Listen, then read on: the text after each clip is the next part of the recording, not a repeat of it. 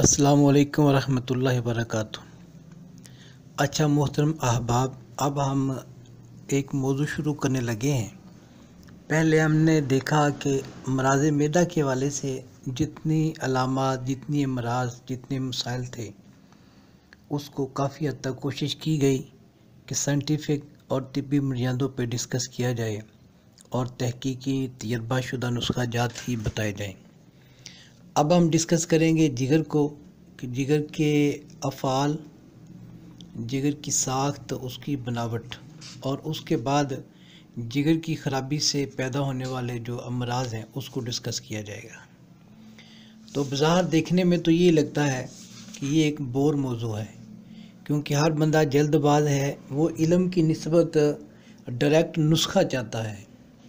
तो अक्सर अहबाब और अक्सर हुक्मा इस चीज़ के मुतलाशी, मुतमन्नी, ख्वाहिशमंद देखे गए हैं, और बहुत से हुक्मा जिनकी उम्रें 40, 50, 60 साल हो गई हैं, वो अमराज़ की माहियत को और उनकी बुनियाद को, उनकी बारीकियों को समझने के बजाय वो नुस्खा जात के ज़्यादा तलबगार पाए गए हैं।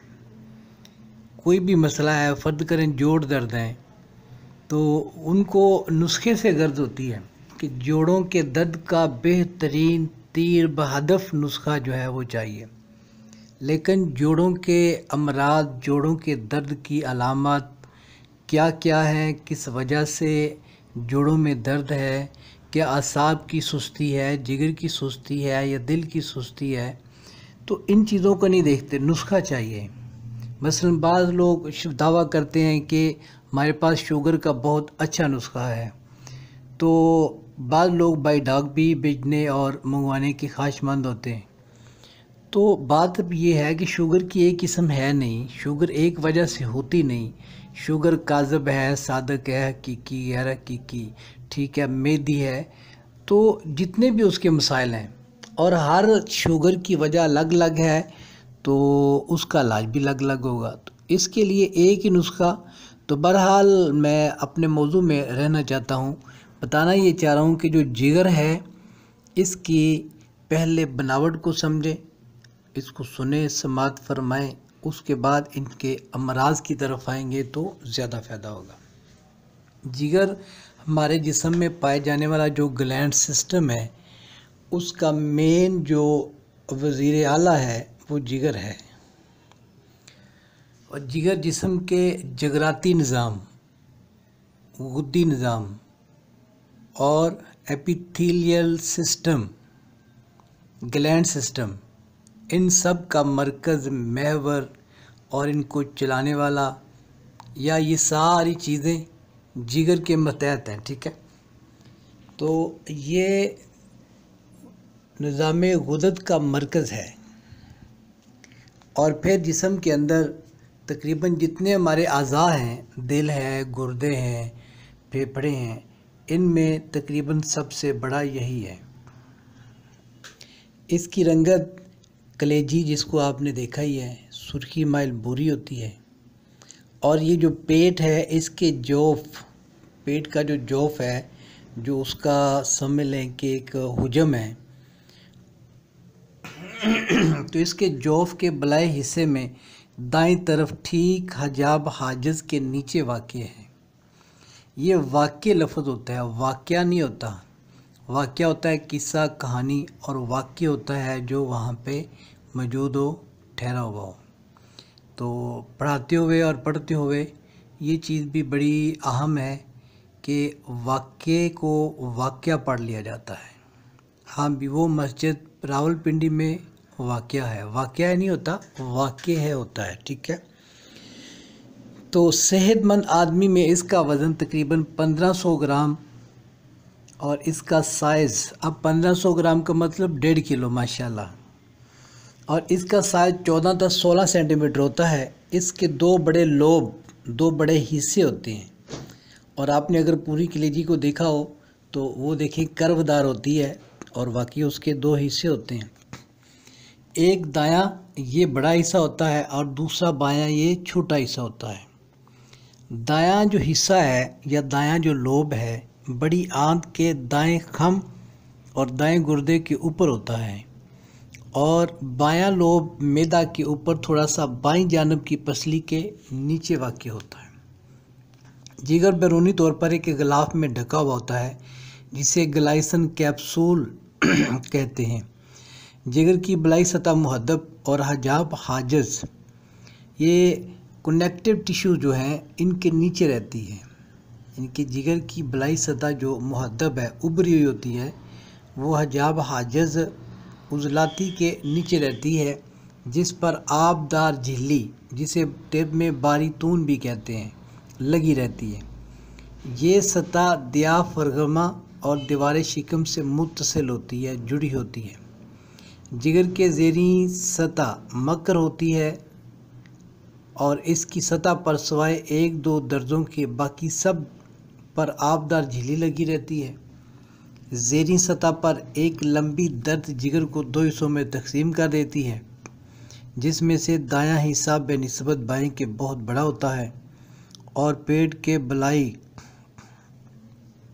और दाहिनी तरफ कुल जगह में रहता है। बायां हिस्सा छोटा और मैदे के ऊपर वाक़ होता है। जिगर का पिछला किनारा गोल और दबीज होता है, जो दियाफ्रागमा से बजरिया ताजनुमा बंद, जो रबात झिल्ली है, के साथ चस्पा होता है। जिगर में 5 शिगाफ होते हैं। इससे इसे 5 लोथड़ों में तकसीम किया जाता है।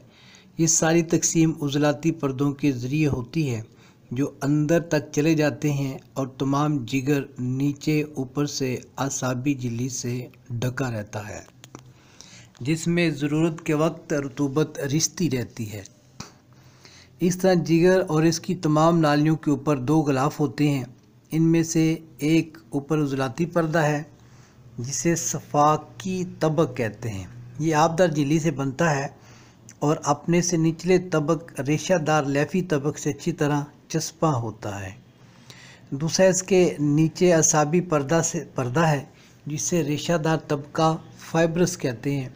ये आबदार झिल्ली के नीचे होता है और जिगर की पूरी सतह को ढकता है। जिगर के दाएं हिस्से की ज़ेरी सतह पर इसके सामने के किनारे के नज़दीक नाशपाती की शक्ल की 2 इंच लंबी और 1 इंच चौड़ी हथेली रहती है। इसे पिता कहते हैं। जिगर जो सफरा जुदा करता है वो इस थैली में जमा होता रहता है। सफरा से मुराद वो ज़हर है जो पित्ते के अंदर जमा होती है। इसे बाइल भी कहते हैं। याद रखें, जिगर इस वक्त सफरा बनाता है जब इसका फेल हज़म ख़त्म हो जाता है। यही सफरा जिगर से आंतों में जाकर रोगनियात को हज़म और जरासीमों से दाफ़े तोफ़न का काम करता है। अब जिगर का एक हिस्सा है बाबुल कबद, पोर्टा हेपेटिस। जिगर की निचली सतह पर मुरब्बानुमा लोथड़े, क्वाड्रेट लोब जिसको कहा जाता है, और तमनुमा ज़ायदे,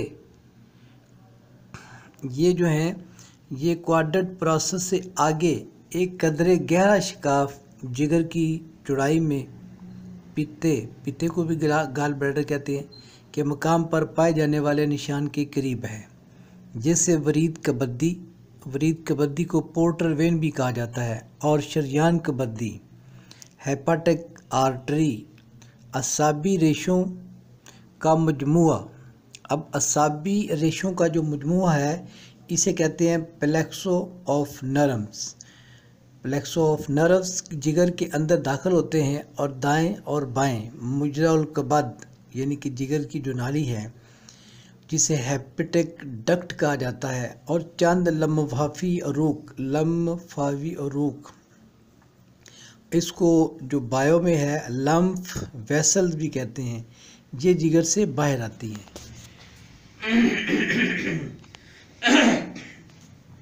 अब है पोर्टल वेन, वरीदी बाबी या वरीद बाबी। जिगर के लिए दरकार तकरीबन 80% खून वरीद बाबी के ज़रिए आता है, और बाबी मानी दरवाज़ा भी है। आंतों से जज़ब होकर आने वाली ग़िज़ा इसी वरीद के ज़रिए जिगर तक पहुंचती है। ये जिगर की ज़ेरी सतह पर आड़े शगाफ में वाक़ है। शरियान कबद्दी वरीद बाबी के साथ जिगर के अंदर दाखिल होती है और जिगर का दरकार तकरीबन 20% हिस्सा खून इसके ज़रिए पहुंचता है। जिगर के खुलियों को ऑक्सीजन शरियान कबद्दी के ज़रिए और खून शरियान कबद्दी और वरीद बाबी दोनों के ज़रिए पहुंचता है। फिर एक इसका हिस्सा है मुजरी कबद्दी मुश्तरक कॉमन हेप्टिक डक्ट जिसे कहा जाता है। जिगर से दो बड़ी नालियां बाबुल कबद पोर्टा हेपेटिक्स के सीधी तरफ के किनारे पर आपस में मिल जाते हैं और इनका नाम मुजरी कबद्दी मुश्तरक हो जाता है। ये मुश्तरक नाली तकरीबन 3 सेंटीमीटर नीचे उतरने के बाद एक तंग ज़ाफिया बनाती हुई पित्ते की नाली से मिल जाती है। पित्ते की नाली को कहते हैं सिस्टिक डक्ट। इस तरह दोनों नालियों के मिलने से जो नाली बनती है वो कनात सफरा बाइल डक्ट कहलाती है, जिसके अंदर से वो पित्ते वाली जहर जारी होती है। उसके बाद है जिगर की वरीदें। ग़िज़ाई नाली के बतनी हिस्से तहाल लबलब और मरारा से आने वाला खून इकट्ठा करने वाली तमाम वरीदें और वरीद कबद्दी के ज़रिए अपना खून जिगर तक पहुंचाती हैं, लेकिन इस वरीद का फैलाव जिगर के अंदर शरियानी अरूक खीरिया की तरह होता है। इस किस्म की शरियानी अरूक को जोफिया कहते हैं। इन अरूक से जिगर की वरीदों के ज़रिए ये खून अजौफ ज़ेरी में शामिल हो जाता है। दरअसल जिगर के वरीदी निज़ाम का खून शिकम के अज़ा हज़म और जोफिया के खून का मेज़ा होता है। नोट: ग़िज़ाई नाली में सिर्फ मकदी नाली एनल कैनाल का वरीदी खून जिगर में नहीं जाता। अगर जिगर की खूरदबनी साख्त बयान की जाए तो जिगर की फैलियाती इकाई फसीस कहलाती है। फंक्शनल यूनिट फैलियाती इकाई जो है जिसको फंक्शनल यूनिट भी कहते हैं, ये फसीस कहलाती है, लोब्यूल कहलाती है। फसीस एक उस्तवाना नुमा साख्त है जिसके किनारे चौड़े और फैले हुए होते हैं। इनके दरमियान वासल बाफ्त की थोड़ी सी मकदार होती है जो एक फसीस को दूसरे से मिलाए रखती है। चंद फसीसों के मकाम इत्तिसाल पर वरीद कबद्दी पोर्टल वेन शरियान कबद्दी हेप्टिक आर्टरी और कनात कबद्दी हेप्टिक डक्ट की शाखों के सिरे होते हैं। हर फसीस के दरमियान एक मरकज़ी वरीद होती है। इन वरीदी शाखों का ताल्लुक जिगर के खुलियात की नालियों से होता है। जोफिए इन्हीं के दरमियान होते हैं। इनके वास्ते से मरकज़ी वरीद शाखों का ताल्लुक जो मरकज़ी वरीदी शाखों का ताल्लुक है वो वरीद कबद्दी शरियान कबद्दी और जिगर के मरकज़ी वरीद सेंट्रल हेप्टिक वेन से हो जाता है। जोफिया की दीवारों में जो खुलियात अस्तर करते हैं वो जरासीम को खा जाने की सलाहियत रखते हैं। सुभान अल्लाह। जोफिया की दीवार में जो खुलियात अस्तर करते हैं वो जरासीम को खा जाने की सलाहियत रखते हैं। इन खुलियात को खुलियात अकाला कहा जाता है, यानी कि फैगोसाइट्स कहा जाता है। जिगर के अकाल खुलियों खा जाने वाले खुलियों को कोफर के खुलियात कोफर सेल का नाम दिया गया है। ये खुलियात ना सिर्फ जरासीम को तबाह करते हैं बल्कि बार रंगीन मादों वाइटल डाइज का ज़ख़ीरा भी करते हैं, लेकिन इनमें बाज़ खुलियात सादा भी होते हैं। जिगर के इन खुलियात के दरमियान पाई जाने वाली नाली लीवर कॉर्ड से अरूक खीरिया का ताल्लुक़ होता है जो हर फसीस के किनारे से लगी होती है, आगे चलती है। इस तरह ये फसीसात के दरमियान से गुज़रने वाली नालियों इंटरलोबुलर से मिल जाती हैं। यही नालियाँ आगे बढ़कर पहले सफरावी बाइल डक्ट और फिर कबद्दी नाली या कनात कबद्दी हेप्टिक डक्ट कहलाती हैं। ठीक है, ये थे जिगर की साख्त, उसकी बनावट। ये मुश्किल और खुशक सी गुफ्तगू थी, बोर सी, और उन अहबाब का शुक्रिया जिन्होंने सुना इसे। और चैनल को सब्सक्राइब करें, बेल आइकन को प्रेस करें। अल्लाह हम सब का हामिद नासिर हो। आगे हम इसके काम बताएंगे और उसके बाद जिगर से पैदा होने वाले अमराज बताएंगे इंशाअल्लाह, और उनका इलाज भी बताया जाएगा।